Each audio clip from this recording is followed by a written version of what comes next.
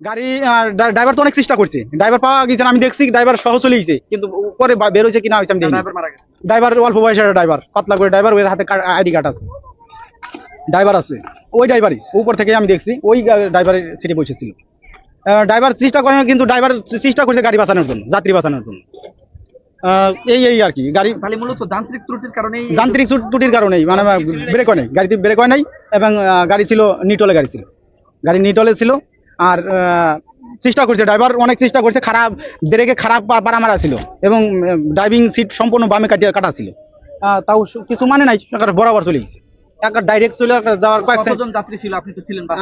আমি তো সিট গুনি নেই ভাই। এটা দেখার পরে ড্রাইভার নিজেই স্ট্রোক করে মারা গেছে। পানির নিচে থাকার কারণে আমার গায়ের উপরে প্রায় 12-13 জন পড়ছে। কি বাসের সাথে বাজি না, কোন জায়গায় দিয়ে বেরোচ্ছি বা কিভাবে বেরোচ্ছি উপর আল্লাহ জানে।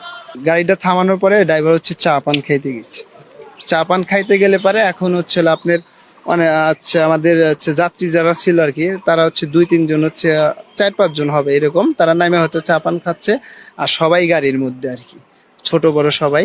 তাই সেই ক্ষেত্রে আপনার হচ্ছে হলো যখন ফেরিটা আনলোড করা হয়েছে আর কি, আনলোড হওয়ার কারণে ড্রাইভারের কাছে না শোনা ছাড়াই হচ্ছে হলো আপনি হেল্পার হচ্ছে উনি নিজে